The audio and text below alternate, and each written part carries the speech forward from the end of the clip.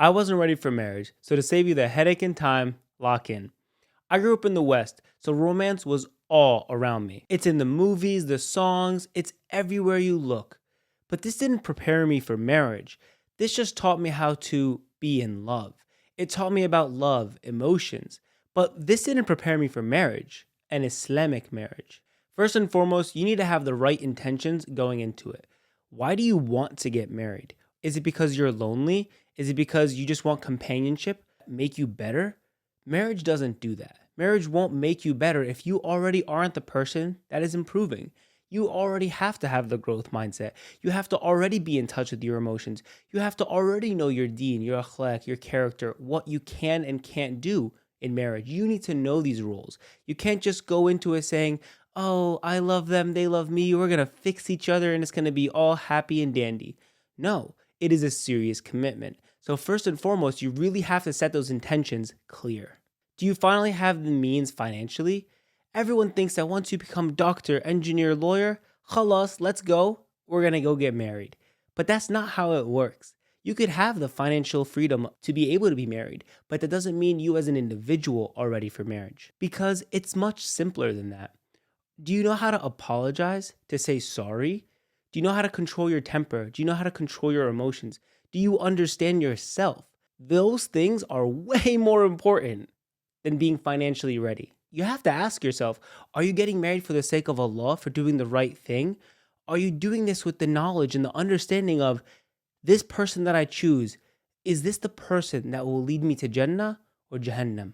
You really have to sit with yourself and think, because these are the serious questions that will actually increase barakah, rizq, blessings into your marriage. Make sure you don't think about marrying for a lifestyle. It's not about what kind of life they could offer you, but what kind of life are you guys going to build together for this life into the akhirah? Because think about it, that's dunya, and we all have the list, the criteria.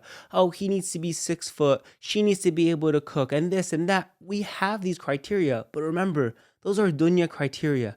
Think about the akhirah, think about the afterlife, the true goal of this life. Because if you choose a partner just based upon your dunya criteria, you will be going down the road that's setting you up for failure. And listen, I was impatient. I spent so much time looking at this person, that person. Oh wow, they got married. Oh wow, this happened, this happened.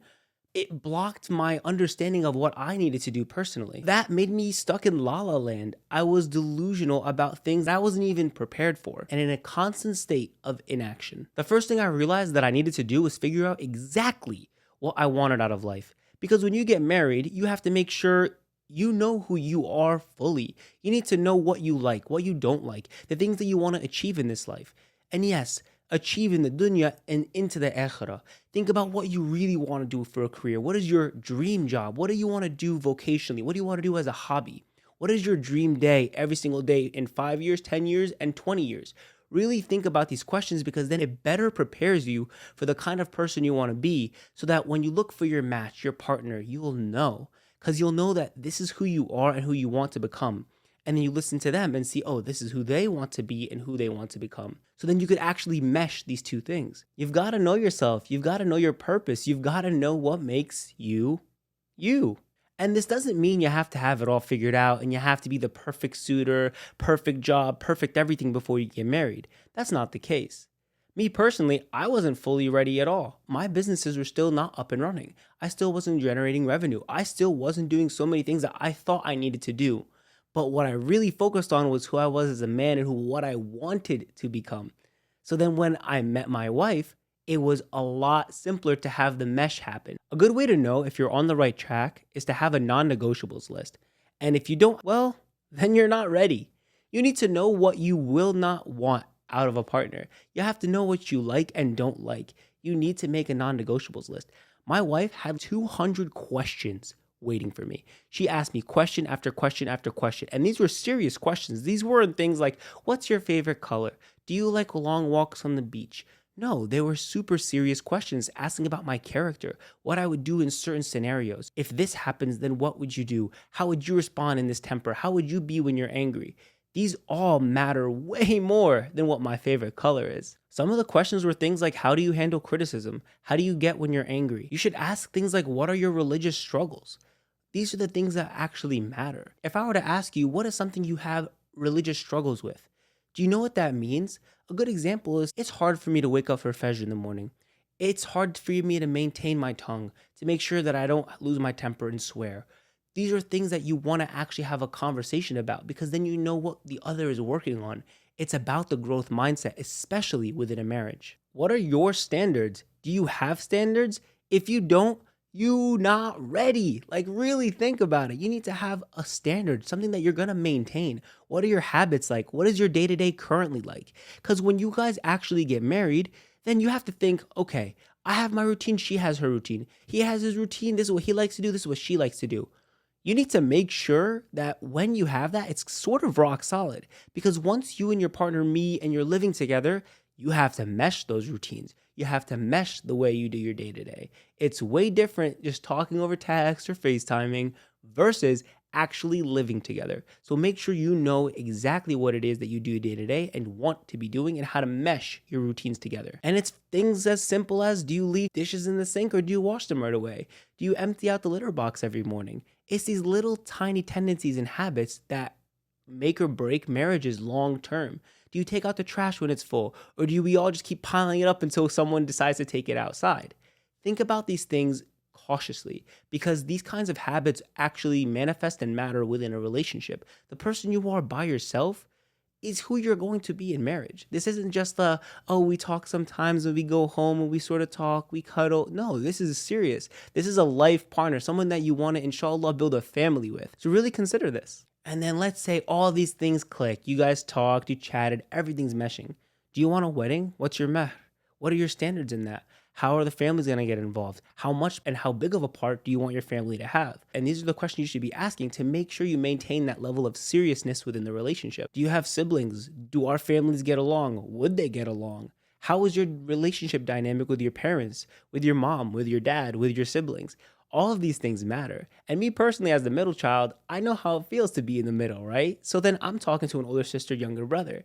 So you have to understand what's the dynamic like. You have to ask these questions because it does make us who we are today. These may seem like common knowledge things, but you guys would be surprised how many people don't know about these things or don't know the steps it takes to be able to get there and to be able to be the person they want to be for marriage, inshallah. But most people genuinely don't even know what they want, or they haven't put too much thought in order to know how to even achieve what they want. There are sensitive topics that you're going to need to have to talk about with your potential partner. These are things like, how do you wear hijab? What is your relationship with hijab?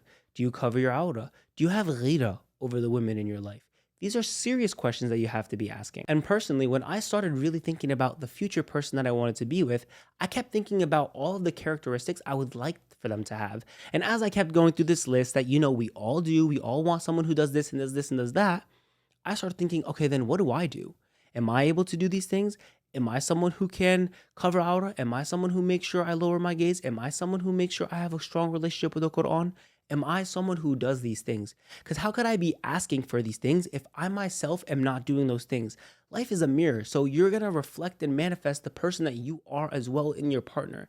People always say that you and your partner are so similar, or you guys are starting to take after each other. Oh, you guys are using each other's lingo. Because the amount of time you spend together is going to be greater than the time you spend even with your family. Because if you get married anytime from 18 to 30 range or even older, you're going to be with that person, inshallah, longer than 30 years. You probably didn't even live with your parents for almost 30 years. So really consider and think about the amount of time you're going to spend with this person. It matters. And remember, don't be a hypocrite. Don't be a mo money wanting a pious woman. Have some standards. Understand that what you're asking for, you need to make sure that you can keep up your end of the bargain. Make sure you have a strong foundation of what marriage is in Islam. Again, we get this romanticized view of what love is and what marriage is. It's not just the 50K mehr and a G-Wagon. No, but it's the commitment to one another. Because love moves up and down. Love isn't what keeps people together. It's the commitment to one another. It is for the sake of Allah. It is the commitment that you guys have to Islam, your deen, your akhlaq, to Allah is what keeps a marriage strong and beautiful. It's not just love. Because there's moments where you don't love them in that moment. You want to choke them. You hate their guts in this moment because you're so angry. That's not going to keep you in the marriage if it's just about love.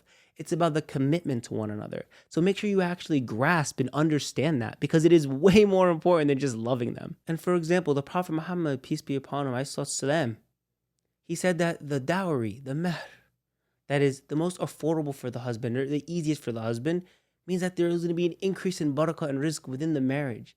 So understand what you're asking for. If you're asking for that as protection for you as a woman, 100% valid. But again, if you have Islam as the guideline and at the forefront of your marriage, this means that there's going to be so much more barakah. There's going to be so much more love, affection, and commitment to one another because there is the boundaries and the guidelines of Islam. And it's because you guys both chase Allah, not one another. You guys have your priorities in order, and that creates for the best marriage. Okay, so this is a little exercise for you. I want you to imagine your future household, your future husband, your future wife. Really think about it. What does that look like to you? What does it mean to maintain and upkeep a house? And trust me, everything is maintenance. Did you fix the microwave light bulb she asked you about? Did you take out the trash? Did you do the litter box? Did you wipe the counters after you ate? What did you do? What didn't you do? Did you do laundry? There's all these little things that we have to do to upkeep and maintain a household. These things are going to drain you, trust me. Because think about it, you're going to have to be cooking and cleaning every day for the rest of your life. You are an adult now. And if you want to be healthy, you want to eat right, save money, you're going to be cooking at home. But that is monotonous. It gets boring after a while. There's only so many recipes you can do. So again, you have to think about that. There is a monotony about it. There needs to be an understanding of how to keep maintenance of things that you have in your life. And if you want to take care of things you have to upkeep it. Whether that be your marriage, whether that be your house, your car, whatever it is, understand, do you know what it's like to upkeep and maintain a household? You got to know what you're signing up for. So build these life skills beforehand. Whether you're husband or wife, you should know how to cook, clean, do the laundry, do dishes. You should know how to fix some things inside of a house. Know how to repair the HVAC system. Oh, the fire alarm is beeping? Understand how to do that. You should be able to clean bathrooms. You should be able to do these things because they are essential life skills. Not that, oh, she's the woman, she stays home and cleans. He's the man, he goes and works. That's just not how it works 100% of the time. So you have to understand there's a balance. And this goes back to the same thing I said, that if I wanted something out of someone, I had to make sure that I was capable enough to do those same things that I'm asking for. Because again, you want to be just, you want to be fair, and that just strengthens the marriage. And you have to understand, men have a 24-hour hormonal cycle while women have a monthly cycle. So these things make us different. We are different creatures altogether. So when you both understand this, you understand how best to serve and be benefiting one another, and understanding when someone might need a little bit more patience, a little bit more sabr. But when someone needs someone to push them a little harder, when is that? How to do that? And these are the things that really matter. You need to understand human biology. You need to understand the psychology behind things. If someone is sad, you need to be giving them better advice. Or what? You should be listening, not just telling them what to do. Sometimes people just want to be heard. So you need to understand that. Don't expect your wife to be like your bros and get hyped up by motivational speeches. And ladies, don't think that your man could read your mind. He can't. Men tend to be more pragmatic and want to offer solutions, and women tend to want to be heard and just listened to because they already know what they need to do. They just want to let it out because it's how they de-stress. So think about that. We're all so different. Are any one finger on our hand the same? No, but they make up the hand. So think about how you could be that with your partner and make sure that you guys are all benefiting one another to your strengths and helping each other where we feel weaker. Make sure we understand one another's emotions, we communicate, we express ourselves, and we don't just bottle it all up. Make sure you're able to communicate and talk properly to one another. Oh, you're angry? Let's not yell. Let's actually discuss the problem. It's me and you versus the problem, not us two versus one another. Please make sure you know how to do that because you will save yourself so much stress and so much headache. Okay, yes, you want kids. We all want kids. But do you know how to raise kids? Do you know what it means like to raise kids? Do you understand kids' psychology? Do you know what it means like to be a father? Do you know what it means to be a mother? These things are very important. You are creating life and bringing it into the world. Do you know the kinds of struggles we're going to have growing up in this age with kids and social media and technology? Think about these things. You have to, because it is our future generations. It's our ummah that we have to maintain and protect. And Allah is what protects and raises our kids. We're just the guidelines. We're the barriers. But we need to make sure that we're 100% attentive and we are locked in and we're there. So make sure you guys know about this. You guys talk about this. Talk about how you would raise kids if this, if that. Talk about these problems because you need to know this is what marriage is going to eventually lead to, inshallah, is where you get to have kids, a family. I was a private coach for a number of years, and coaching over 1,000 different kids, you see so many different personalities, different methods of teaching them things, and then you wonder, there's different methods of parenting, there's different methods of how to communicate with so many different types of people. We all have such vast and different unique personalities, so it matters. So make sure you're aware of these things and you're ready and up for the challenge. A lot goes into being a mother or father. You can't just lash out and lose your temper. It just doesn't work that way. Remember, this is a literal child. They know nothing. They are so new and fresh into life. So when they ask silly questions or they keep prodding and poking and prodding, be patient, listen to them. Make sure they ask the question and they have freedom to ask. And make sure, have your past traumas been dealt with? Did you heal your inner child, or are you planning to grow up alongside yours? If you're getting intimidated by the concept of marriage, please don't. Marriage opens up doors you could not even imagine. When I initially met my wife, I was not in the best space financially. I was still building my businesses. But when I met my wife's father and told him about it, he told me the person you are, I'm more happy about than you already having money right now. That you don't have your business creating the revenue that you want.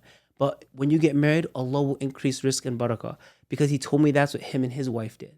So it made me so much more safe and comfortable knowing that if I do what's right for the sake of Allah, Allah will reward me. And alhamdulillah, it did. And it worked out in ways that I couldn't even have imagined. So do not let marriage or the fear of poverty intimidate you.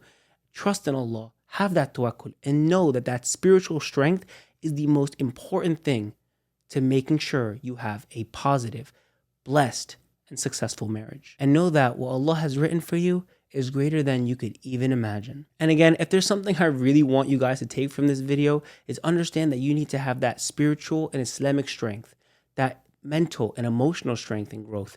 Understand what you want. Be physically and mentally prepared for this. Be a strong individual. Be healthy. And then lastly, make sure you're financially secure, especially if you're the man in the relationship. Make sure you understand that you need to take care of this wife. She is your amana. And then as the wife, make sure that that husband you have, he is your amana. You need to take care of him. We are in this together. Make sure that you have the right intentions going into marriage, and may Allah reward you all with the most blessed marriage and the most barakah and rizq within your marriage. And may Allah reward us with pious kids, a healthy future, and I look forward to seeing you guys again on another episode. So please like, subscribe, share it to all your friends, your unmarried and married friends. And again, if there's anything that you guys think I missed or want me to talk about next, please leave it in the comments below, and I'll be sure to see you guys next time. See you later.